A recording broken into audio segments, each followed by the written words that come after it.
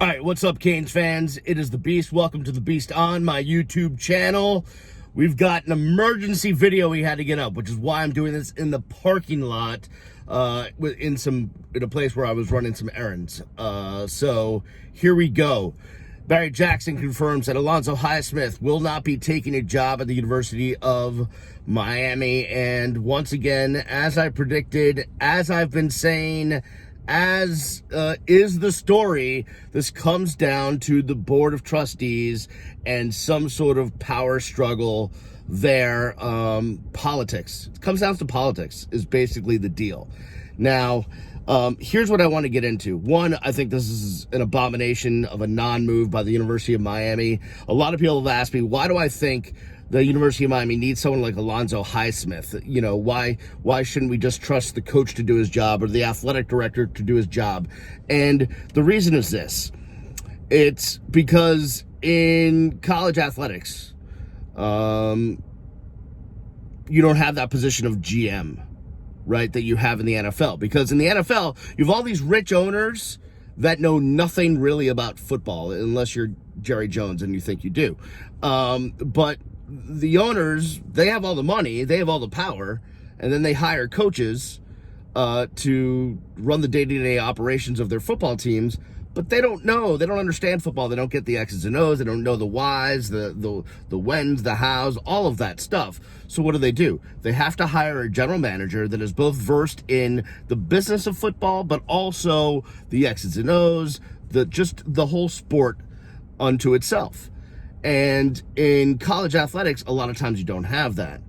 But now it's becoming more prevalent. If you look around college football, if you start digging onto different teams' websites and whatnot, you'll find that a lot of programs are hiring an associate athletic director of football operations, an assistant athletic director of football operations, somebody to be a go-between between the head coach and the athletic director. Somebody that when it comes down to hiring, spending big money for assistants, that can tell the athletic director, yeah, the assistant coach that our head coach is targeting is the right guy. Or, yes, the recruiting operations are running smoothly. They're targeting the right players. It's someone that knows more about football, about talent, about X's and O's, about the business of football, that can be there and really translate from the head coach to the athletic director, and also relate back to the Board of Trustees, who are like the owners of the college program. They control the money. All of the money is controlled by the Board of Trustees. And like everything else, and I'm sorry I'm moving my phone around here, I'm just trying to get comfortable and steady, but like everything else, like every other business, like every other thing in this world, it's all about the money. And that's why I think Alonzo would be great, because he has a background as a talent evaluator, coming up as a scout, working as an assistant GM, working in player personnel, to not only make sure that you are targeting the right players, but also targeting the right assistant coaches and making sure that things are running soundly in the football program, whereas Blake or any other athletic director may not get that sense or pick up on the little things. And certainly not the Board of Trustees. They're busy off making money on their companies that they're running, and not paying attention to the day-to-day activities of what's going on in the football program. So that's why I think Alonzo would be a great hire. He's not coming. So let's break this down. Why is that happening? Well, I think it goes back to politics. And I think it goes back to the Board of Trustees. And a lot of you want to blame Blake James and fire Blake James. And I'm just not going to be the person that comes on here. Not in the situation I'm in where I have no job. I need a job. I don't want to burn bridges. So I'm not going to be the guy that's going to lead the protests with the torches down to the U and you know, request that someone get fired. And the other thing is this: take a step back. The football program has had a systemic issue for 20 plus years. Yes. And I've always said this: Miami won in spite of its lack of really having the infrastructure and organization to win. They won because, lucky for us, the University of Miami was built in arguably the best place for high school football talent in the world. So That's why the University of Miami won 5 championships. It wasn't because there was some great organization behind the program. There was great coaches, but as for the university supporting football, I mean, people were ripping Tad Foote, people were ripping Donna Shalala, people are ripping Julio Frank, although no one has seen Julio Frank. He's in some sort of undisclosed location with Dick Cheney. I have no idea where that guy is, but holy crap, not only is the football program suffering, but the academics as well. Could someone get that guy to do his job? Anyways, I digress. So, and when you think about the University of Miami and the issues, it's been, whether it's been Sam Jankovic, who was a great AD and certainly did a lot with the promotion and the marketing of the program, or Paul D, who had a lawyer background and inherited the AD position underneath the all of the really was put into that position because of the upcoming sanctions that the University of Miami was going to face under the Pell Grant scandal, and led Miami through that. And I thought was a really decent athletic director, but again, not a football guy. And I've seen it up close and personal through Paul, through Kirby Hocutt, through Ike Horst, and now Blake James. I've seen it up close and personal. No matter what you think of those people and the impact that they have on the football program, it goes above them. It is the Board of Trustees, along with major donors, but the major donors end up becoming Board of Trustees. Sofer family, Board of Trustees. Dower family, Board of Trustees. Follow the money, you'll see where the power is, and that's what is responsible for where we are today, and why Alonzo Highsmith is not a part of the program, and why other things are not going correctly. So, you're asking me, hey Beast, what should we do? And a lot of you have reached out to me and said, hey, I'm going to cancel my tickets. Guess what? That's not going to make the impact you think. Yeah, it'll be embarrassing when ESPN comes to town, if they ever come to town, and see an empty stadium. But the money for the athletic department is really contingent upon 2 things. By the way, notice I'm wearing my Dime Life Canes t-shirt because I still support the program. I'll get to that for a second. By the way, I know DJ Williams probably still isn't talking to me because I did this thing on the radio and what have you, and a joke turned into a bad thing and he walked out, but I love my Dime Life gear. Anyways, really, when you look at the situation, everyone's been like, hell yeah, cancel my tickets. And I'm like, no, there's 2 things that power the athletic department: Adidas and the ACC. That's where they get their money from. That has made the University of Miami's athletic department, I think it's the number 2 grossing athletic department in the ACC. I could be wrong. That could have changed. Maybe I heard a rumor. And that's all due to those 2 things: the ACC money and Adidas. So because you have those 2 money streams coming in, you don't have to work as hard at all the other stuff to make sure you're financially viable. And if you're making money, and unfortunately, the university is a business, it's there to make money. If you're making money, how hard are you going to try to do anything else if you're already making money? Right? Right. The university has done some disastrous things in the athletic department as far as fundraising goes over the years. They've gotten rid of the hurricane clubs all across the country. Remember, there used to be an Atlanta Hurricane Club and a Boston Hurricane Club and a this Hurricane Club and that Hurricane Club. A lot of the fundraising efforts have changed. People have left. Our good friend Jesse Marks, who is amazing at fundraising, he's gone. So a lot of the ways they've raised money and done things have changed over the past couple of decades, but it doesn't matter because the money comes in from the ACC and the money comes in from Adidas. Now, when it comes to major projects like the IPF, you get the Sofer family. When it comes to the batting cages at Mark Light, and I'm not going to use the other name, you get donors to come in, and don't forget that the head baseball coach's dad, Paul Damare, so Gino's dad, Paul Damare, on the Board of Trustees and a major donor. If they need money, he sells a lot of tomatoes and can certainly donate.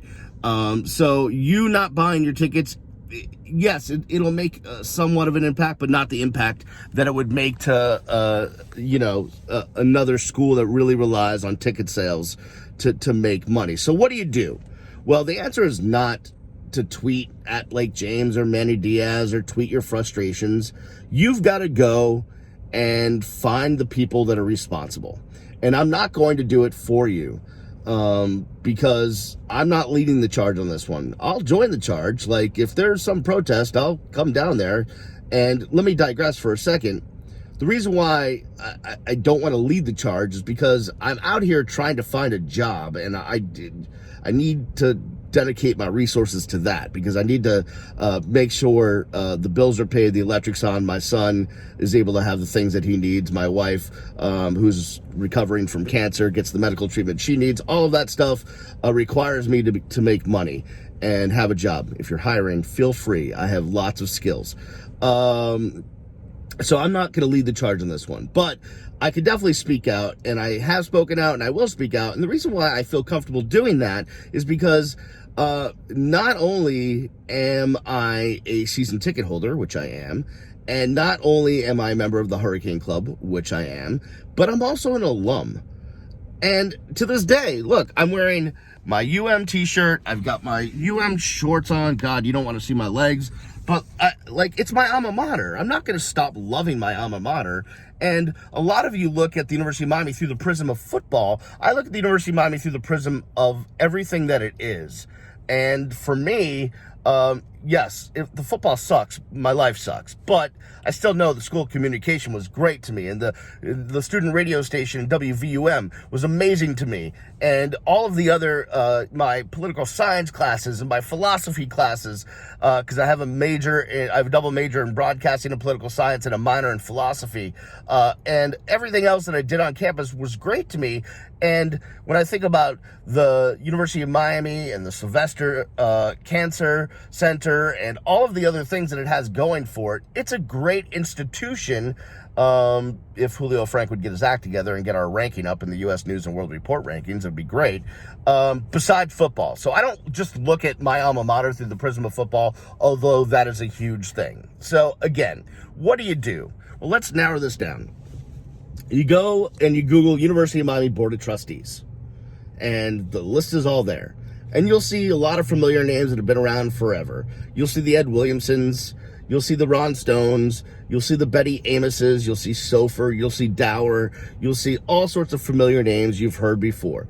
I think, and what I've been told, the three most important names as it relates to this situation right now are three people. Manuel Cadre, that's Cadre with a K. He's number 3. Number 2 is David Epstein. And number 1 would be the head of the chair of the Board of Trustees, Hillary Bass.